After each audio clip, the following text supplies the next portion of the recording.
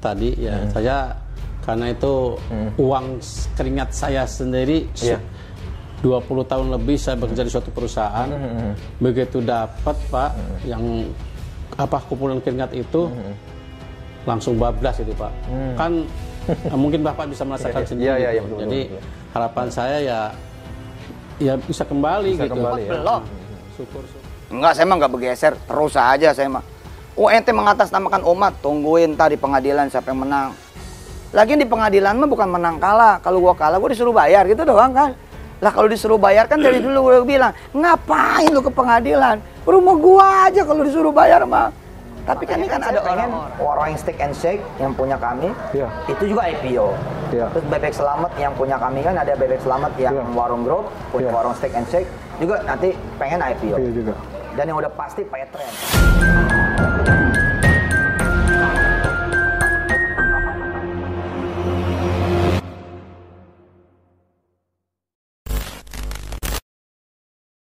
Berkaitan dengan Assalamualaikum warahmatullahi wabarakatuh teman-teman, kembali lagi bersama saya Haji di Jia TV.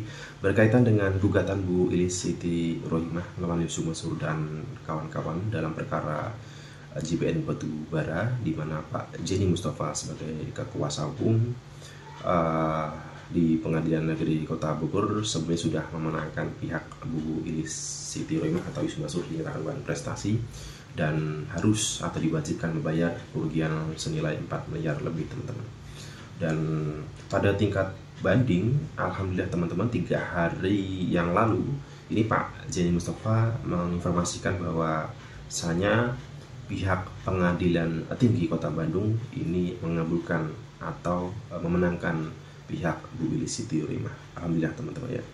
Dan semoga kalaupun ini pihak lawan atau Yusuf Mansur ini mengajukan kasasi, ini hasilnya pun akan tetap sama. Tapi biasanya logikanya kalaupun di tingkat banding ini memenangkan pihak penggugat, ini biasanya di tingkat kasasi pun sama ya. Kalau saja tidak terjadi hal-hal yang tidak baik atau mungkin bisa disebut kecurangan teman-teman ya. Ya kita tahu bahwasanya ada saja oknum-oknum di peradilan hukum kita ini yang tidak bersih teman-teman, seperti halnya kemarin ditangkapnya mantan pejabat Mahkamah Agung dengan nilai alat bukti senilai hampir 1 triliun lebih teman-teman. Ini kan menjadi bukti bahwasanya hukum ini bisa dibelokkan oleh pihak-pihak tertentu yang mempunyai kekuatan finansial teman-teman. Tentunya nilai 4 miliar ini sebenarnya nilai yang kecil kalau dibandingkan dengan aset-aset yang dimiliki oleh Yusuf Mansur saat ini.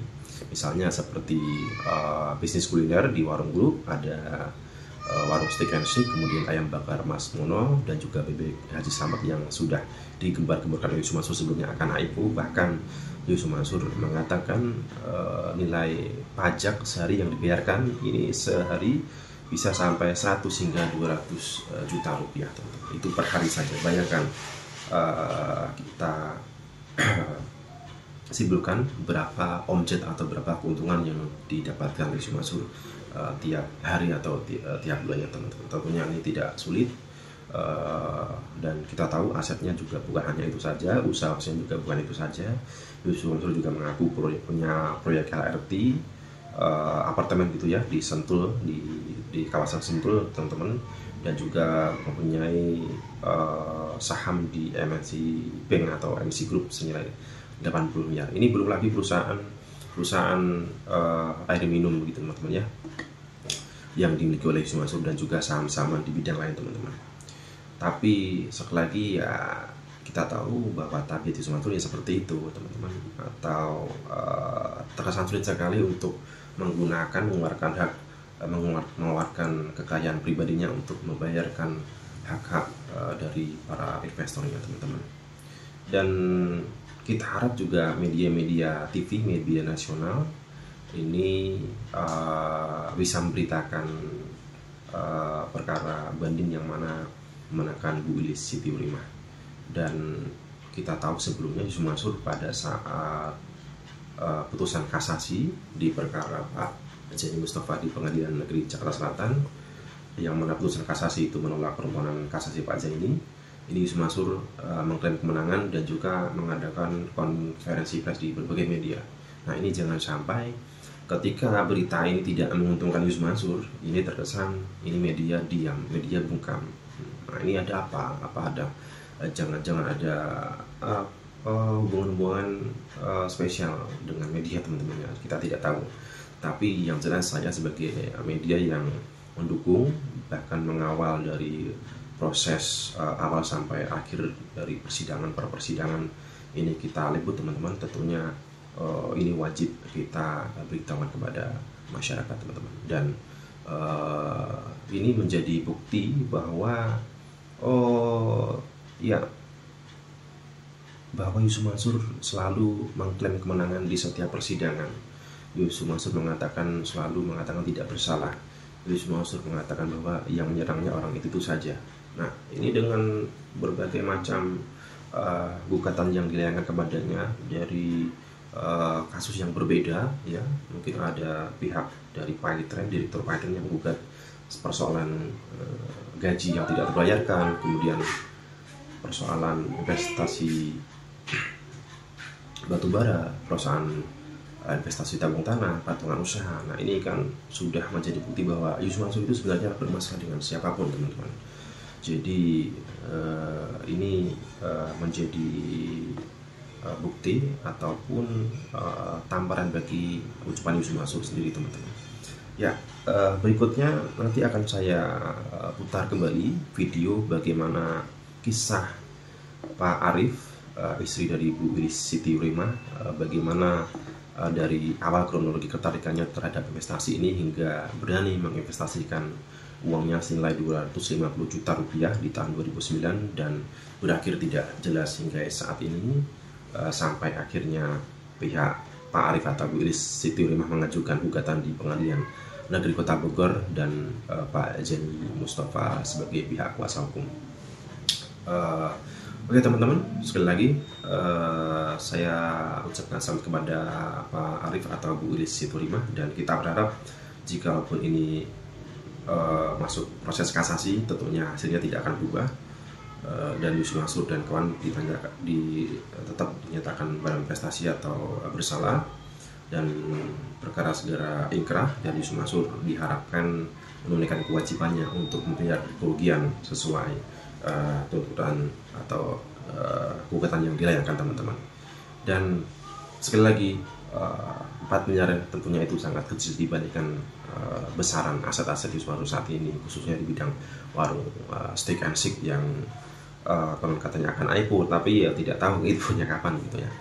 Oke, teman-teman, kita putar saja video dari Pak Arief. Ini wawancara pribadi saya dengan Pak Arief. Sekian dari saya. Terima kasih. Wassalamualaikum warahmatullahi wabarakatuh. Malah pasang badan untuk mengalihkan dari proyek batubara ke proyek yang itu betul. Okay. Mungkin di sisi lain mungkin 1-2 orang barangkali ada yang diuntungkan, tapi kebanyakan mungkin kayak saya ini pasti jadi saling curiga jadinya, Pak. Gitu, siapa tuh kok dikasih, kalau mau dikasih kok cuma 1-2 orang gitu. Kalau memang itu dikasih dari UYM betul, gitu. Ya. Jadi ngiri lah kami gitu. Gitu. Seperti tadi ya, saya karena itu uang keringat saya sendiri 20 tahun lebih saya bekerja di suatu perusahaan. Begitu dapat, Pak, yang kumpulan keringat itu langsung bablas itu, Pak. Kan mungkin Bapak bisa merasakan sendiri. Betul, jadi harapan saya ya bisa kembali gitu. Syukur-syukur ya minimal pokoknya lah. Syukur-syukur bagi hasilnya gitu kan. Gitu, Pak. Walaupun sebenarnya nilainya 250 juta tahun dulu 2009 dengan tahun sekarang itu beda jauh, Pak. Beda jauh, besar, Pak.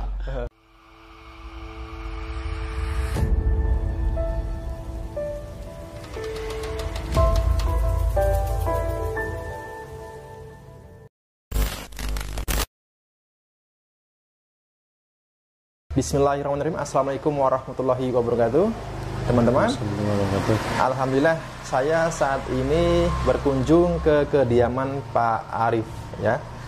Pak Arief ini adalah salah satu korban juga investasi batubara Jabal Nur yang dipresentasikan oleh UYM di Masjid Darussalam, dan kali kesempatan kita sudah bertemu ya Pak ya, dalam kunjungan terakhir ke Pondok Pesantrennya Buya Yahya. Ternyata Pak Arif ini adalah imam masjid di dekat beliau ya. Saya pernah menjadi makmumnya, Masya Allah bacaannya luar biasa bagusnya. Nggak ada lagi. Oke Pak Arif, ini bicara soal JBN batubara nih Pak. Nah ini Pak Arif dulu itu tertarik ikut investasi itu kenapa sih Pak? Oh baik. Assalamualaikum warahmatullahi wabarakatuh. Terima kasih Mas atas kunjungannya.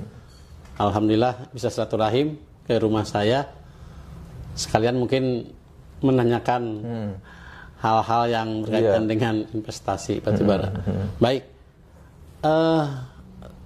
sekitar tahun 2009 itu sebenarnya itu masa-masa terakhir mau dalam proses pensiun dini Pak. Pensiun? Dari perusahaan. Iya, saya di itu perusahaan apa Pak? Di Garuda. Oh Garuda Indonesia. Ya.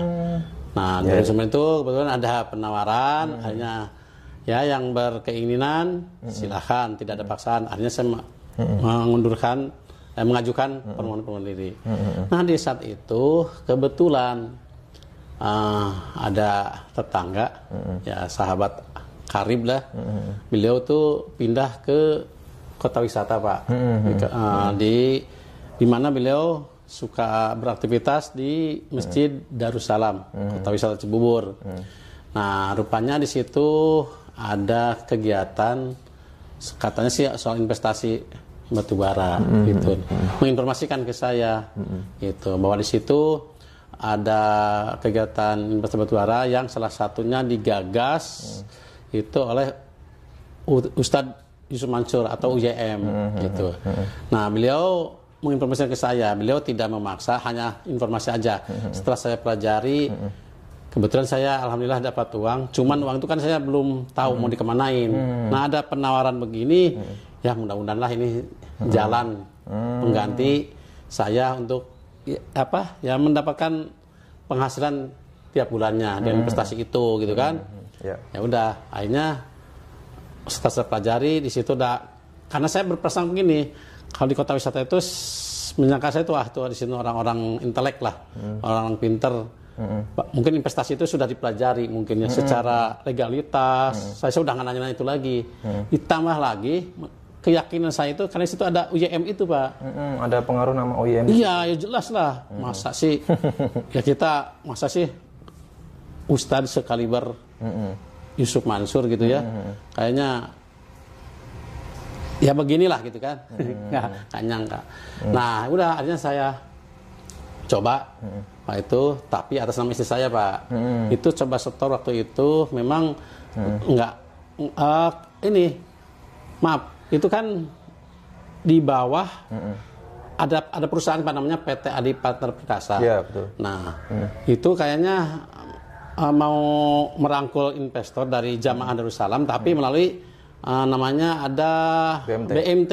Di situ ada BMT sebagai jembatan untuk kami sebagai investor sama Adi Partner itu. Nah, akhirnya saya waktu itu ada surat pernyataan dari BMT di situ bahwa kami akan mengikuti investasi ini, bla bla bla bla. Akhirnya tanda tangan, kalau nggak salah itu ya setor awal 50 juta. Itu lewat BMT. Nah, berikutnya setor lagi tuh Pak.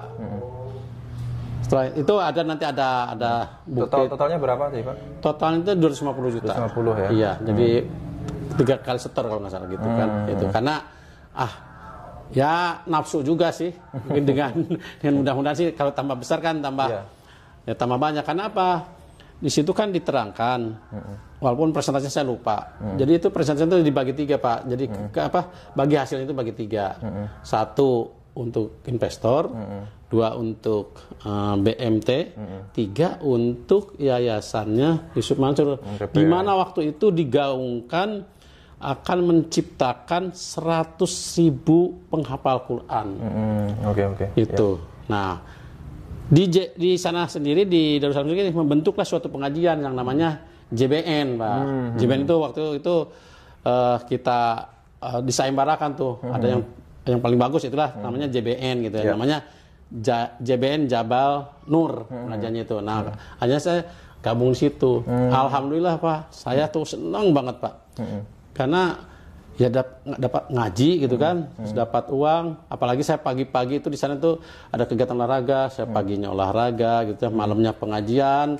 Habis pengajian ada pembagian hasil. Ya Allah, itu saya dunia akhirat Pak. Rohani jasmani deh pokoknya itu. Sengaja Ya bagi-bagi duit ya. Dapat duit iya ya Allah, itu habis ngaji dapat uang gitu, kontan gitu. Seneng banget gitu kan. Udah tuh. Namun itu berjalan mungkin sekitar 3-4 kali gitu. Pak gitu. Jadi turun. Itu nilai presentasinya itu ya hanya sampai hilang gitu. Nah, itu setelah saya pikir-pikir, berarti yang selama ini yang saya terima bagi hasil, lupa presentasinya, ya seberapa nilainya, itu sebenarnya bukan bagi hasil, itu sebenarnya uang saya juga. Betul nggak? Iya. Jadi hanya money game gitu ya? Iya, sama betul. skema Ponzi atau skema Ponzi gitu ya? Jadi sebenarnya mungkin kalau ke nilai pokok saya tinggal sisanya dikurangi itu kalau memang itu. gitu. Wah, iya. Hanya uang saya dipakai sendiri, cuma kayak dikelola kesannya di ke perusahaan dulu gitu. Jadi alasan utama Pak Arief ikut investasi ini adalah karena ada nama UIM di situ, Bu ya? Oh iya, itu jelas memperyakin lah, tambah yakin saya. Tidak ada nama UIM di situ belum tentu Bapak. Belum tentu karena ya ngeri juga sih namanya investasi. Iya, betul. Investasi saya walaupun orang awam tapi dengan investasi ada ragu juga gitu. Tapi Bapak tahu kalau dulu waktu ikut investasi itu tahu Bapak kalau misalkan UIM ini dulu ternyata pernah terkait dengan kasus juga dan pernah dipenjara 2 kali itu Bapak? Enggak. Tahu juga ya? Justru karena nggak tahu itu. Kalau tahu mungkin saya nggak juga kali. Oke. Ya. Gitu. Bapak masih menyimpan buktinya Pak? Bukti? Alhamdulillah ada. Itu alhamdulillah sih bukti setoran sama bukti pernyataan awal. Kayak saya masih nyimpan aslinya itu. Nggak tahu nih teman-teman yang lain mudah-mudahan ada juga nih. Iya. Gitu. Karena kan begini ya Pak ya, karena saya kan juga banyak sekali membahas terkait dengan JBN Batubara ini. Iya. Nah, ini ada beberapa kalangan yang mengatakan kita fitnah gitu Pak. Nah ini sangat disayangkan ya. Nah berikut ini kita tunjukkan bukti realnya begitu Pak ya. Oh baik Pak. Saya juga udah lupa lagi nih isinya, cuman saya lihat sekilas, kok ini kan masih asli materai asli ini loh Mas Haji. Gitu kan. Ini maaf Pak. Ya. Oke, tertulis perjanjian penempatan modal saham ya, modal dakwah bisnis ya. Oke. Di sini dengan dijebatani oleh BMT ya Pak ya? BMT ya? BMT. Ada ya. Oke, di sini disebutkan Ketua Umum Imam Prakoso itu sebagai Ketua BMT Pak ya? Iya. Saksi 1 Eko Perihantono. Pak Arief setor atas nama istri Pak? Iya. Ini ada nominalnya, ada materinya, kemudian ada slip transfernya Pak ya? Ini slip transfer resmi dari Bank Syariah Mandiri ya? Tapi capnya BMT kan? Oke. Jadi ini bertahap ya Pak? Iya. Total keseluruhan itu ini pertama 50 juta. Ini bukti slip transfer ya. Ini bukti konkretnya. Jadi kalau misalkan ada yang mengatakan itu fitnah, ini lihat ini kita bisa tunjukkan buktinya ya Pak ya. Oke Pak. Dengan bukti yang Bapak miliki nih Pak, karena sebagian kan teman-teman juga karena saking lamanya Pak ya, ini kan banyak yang hilang. Kebetulan Pak Arief ini saya lihat buktinya cukup lengkap nih Pak. Ya. Lengkap semua Pak. Dari ini itu formulir BMT kan bisa bawa betul deh. Ada BMT gitu kan. Iya, ada buktinya. Terus waktu itu ada kegiatan juga pengajian nama di itu yang di Darussalam itu yang Jabal Nur itu alhamdulillah saya ikut aktif, termasuk itu ada perlombaan untuk anak-anak Pak, penghafal Quran waktu itu. Bacaan hafalan Ar-Rahman. Alhamdulillah kebetulan anak saya nomor 1. Ini bahkan ada bukti untuk juara satunya. Dapat waktu itu dapat notebook anak saya. Sampai sekarang masih ada notebooknya. Oke. Di sini tertulis nama Abdul Farid Rimurtani. Itu Farid. Ini sebagai apa, Pak? Beliau itu nggak tahu apa sebagai koordinator apa karena beliau lah yang biasanya menginstruksikan untuk apa kegiatan-kegiatan itu. Jadi memang banyak yang terlibat, ini sebuah jaringan gitu, Pak ya? Kayaknya. Oke. Nah, dengan bukti-bukti yang Bapak miliki ini, Pak, ini rencananya mau diapakan nih, Pak? Bukti ini begini. Saya kan selama ini udah sama teman-teman ya sudah mencoba untuk mencari solusi ya itu persuasif gitu ya. Persuasif itu baik ke lembaga maupun ke kiai ulama gitu kan. Beberapa gitu kan sudah kita datangi namun kelihatannya hanya iya tapi solusinya belum ada sampai saat ini gitu. Nah itu juga saya bingung harus kemana lagi gitu. Gitu Pak. Nah kalau memang ini buntu gitu tidak ada jalan keluar mungkin saya juga nanti mau konsultasi kalau saya sih berkina ya kalau bisa secara hukum secara hukum aja ya. Karena sudah bukti sudah ada itu udah kita lanjutkan aja. Dan gitu. Pak Arif sebelumnya juga sudah berupaya untuk ya berusaha menyelesaikan secara persuasif ya. Datang ke yang bersangkutan kemudian datang ke beberapa ulama tersebut ya. Oke. Nah Pak Arif yang saya ketahui juga bahwa ketika proyek ini terhenti, ini UYM ini dengan mungkin bisa dikatakan sepihak ya Pak ya. Ini mengalihkan proyek batubara ke tambak ikan dan juga tambang pasir nih Pak. Ini sepengetahuan Pak Arif gimana Pak?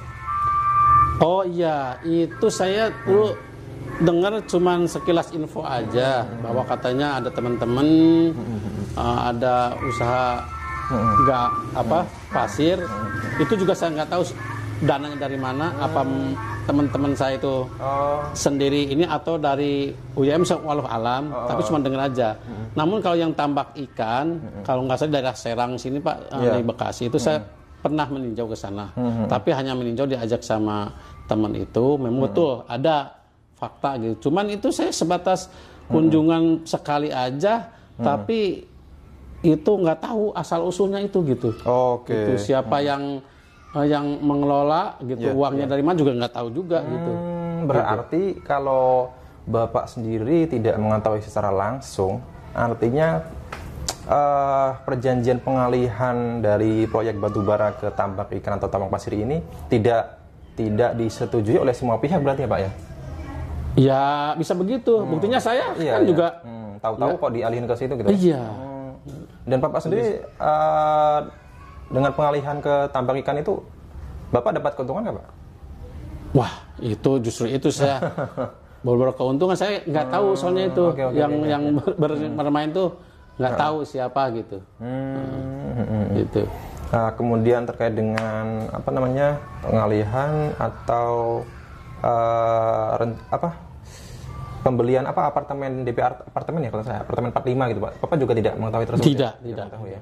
Oke ya. Jadi saya sebatas batubara aja. Oke ya.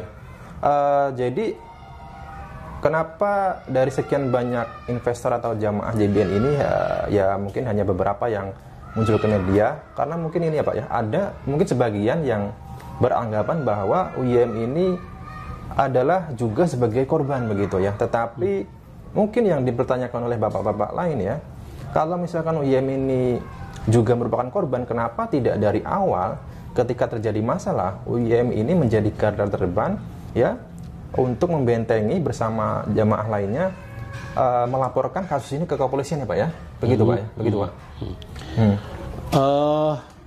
Kalau ada pengakuan bahwa UYM juga sebagai salah atau ikut korban dari investasi ini, ya kenapa nggak ngajak saya dan kawan-kawan untuk sama-sama pasang badan lah, ya, atau mengadukan lah ke hukum lah gitu kan. Ayo sama-sama ini kita jadi korban, kita selesaikan kita bareng-bareng gitu. Itu malah beliau waktu itu saya lupa tempatnya kalau nggak salah di Legenda Wisata. beliau datang, ada pengacara juga, sekali apa 2 kali. Di situ sempat bicara. Nah, di situ ada kesanggupan malah. Kalau nggak salah tiap bulan itu ada kesanggupan. Ini maaf ya, mungkin saya salah 100 juta itu katanya dari penghasilan saya ada royalti dari ceramah gitu. Itu kesanggupannya. Terus ada lagi sempat Pak, mobilnya dia UYM itu terus sempat tuh mau dijual untuk kami ini. Itu saya sempat waktu keliling di pengajian kalau nggak salah. STNK-nya sempat di ini Pak, dikelilingin tuh. Oh bener gitu. Sempat tuh Pak. Ditunjukin gitu ya. Tunjukin Bapak benar punya dia mau dijual gitu. Itu saya benar ingat itu. Itu aja. Artinya kalau dia merasa jadi korban, kenapa mau bertanggung jawab juga itu? Kenapa nggak ngajak kami aja sekalian? Ayo kita bareng-bareng gitu. Justru terkesan melindungi semua pihak yang terlibat begitu Pak. Ya itu, jadinya kita kan seudon Pak. Jadi ini seharusnya kan melaporkan ke kepolisian, karena kalau yang bersangkutan juga korban, artinya kan bisa membersihkan nama beliau juga ya. Kenapa malah pasang badan untuk mengalihkan dari proyek batubara ke proyek yang itu betul. Mungkin di sisi lain mungkin 1-2 orang barangkali ada yang diuntungkan, tapi kebanyakan mungkin kayak saya ini pasti jadi saling curiga jadinya Pak. Gitu siapa itu kok dikasih, kalau mau dikasih kok cuma 1-2 orang gitu. Kalau memang itu dikasih dari UYM betul. Gitu. Jadi ngiri lah kami gitu. Gitu. Apalagi dalam suatu kesempatan UYM ini mengatakan pernah mengembalikan sebesar 23 miliar ya ke salah satu jamaah begitu. Itu pun Pak Arif tidak mengetahuinya dan tidak. Waduh, tidak mengetahui itu. Tapi kalau saya pikir 23 M kepada seseorang. Lah, kalau nggak salah yang paling besar itu 5,6 M. Yang paling besar ya. Yang paling besar. Terus kalau dikembalikan 23 M kepada seorang itu gimana hitungannya gitu loh? Iya betul. Saya nggak masuk inilah. Ya inilah yang patut menjadi pertanyaan gitu ya. Inilah yang kita pertanyakan ya.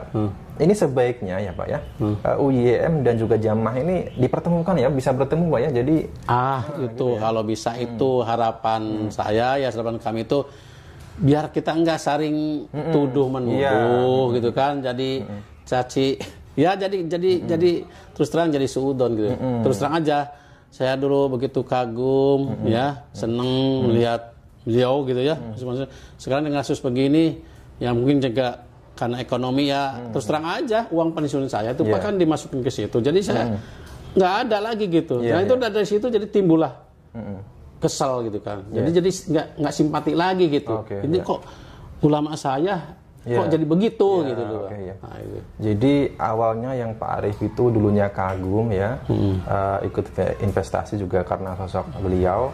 Ya seharusnya ada tanggung jawab moral lah ya. Kalau masalah hukum ya nanti kita buktikan mungkin di meja persidangan. Tapi secara moral setidaknya Yusuf Mansur ini bertemu pada jamaah-jamaah lainnya gitu ya. Oke.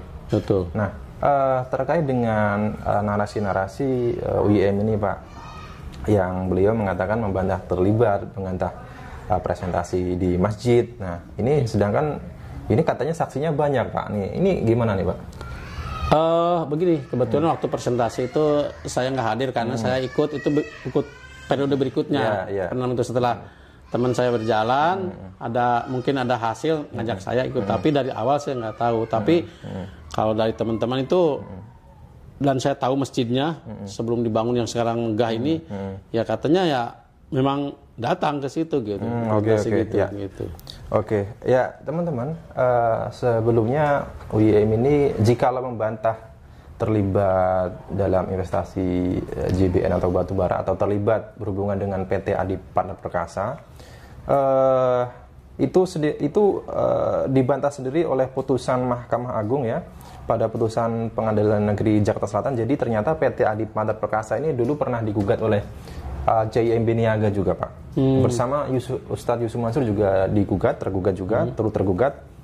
Di situ ada PT Adi Partner Perkasa, nomor 2 Adiansah, kemudian berikutnya Haji Yusuf Mansur sebagai komisaris utama Pak, sebagai komisaris utama dari PT Adi Partner Perkasa. Ini sekaligus membuktikan bahwa memang benar Yusuf Mansur pada saat itu menjabat sebagai Komisaris Utama PT Adi Patma Perkasa ya. Pada putusan ini Ustaz Yusuf Mansur dinyatakan lolos ya. Tapi ya kita tidak tahu ya hubungan antara Ustaz Yusuf Mansur dengan Adiansah. Nah ini sebenarnya yang perlu dipertanyakan, yang perlu dibuktikan ya Pak, supaya tidak menjadi fitnah juga, supaya tidak menjadi ya sesuatu yang tidak baik di antara kedua belah pihak ya Pak ya.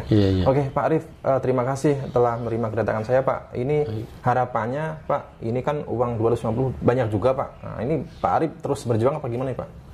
Ya itu seperti tadi ya, saya karena itu uang keringat saya sendiri 20 tahun lebih saya bekerja di suatu perusahaan. Begitu dapat Pak yang kumpulan keringat itu langsung bablas itu Pak. Kan mungkin Bapak bisa merasakan sendiri gitu. Betul, jadi harapan saya ya bisa kembali gitu. Ya. Syukur-syukur ya minimal pokoknya lah. Syukur-syukur bagi hasilnya gitu kan. Gitu Pak. Walaupun sebenarnya nilainya 250 juta tahun dulu 2009 dengan tahun sekarang itu beda jauh Pak, beda, beda jauh. Besar Pak.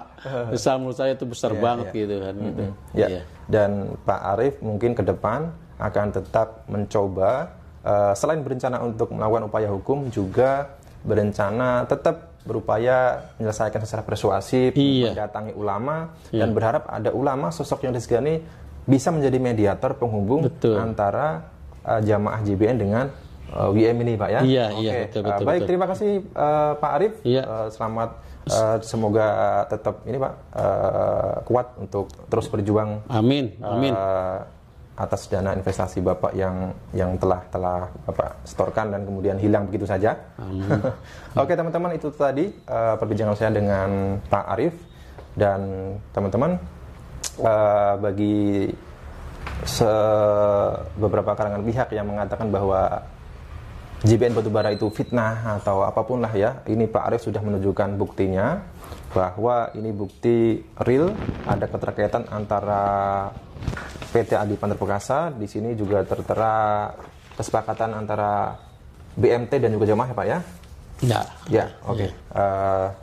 Dan beberapa kesaksian juga mengatakan bahwa Yusuf Mansur itu presentasi di masjid, dan ada bukti bahwasanya Ustaz Yusuf Mansur ini pernah menjabat sebagai Komisaris Utama PT Adi Patma Perkasa pada tahun 2009 silam. Oke teman-teman, mungkin sekian yang bisa kami sampaikan. Saya bersama Pak Arif mengucapkan wassalamualaikum warahmatullahi wabarakatuh. Waalaikumsalam warahmatullahi wabarakatuh. Allahu Akbar.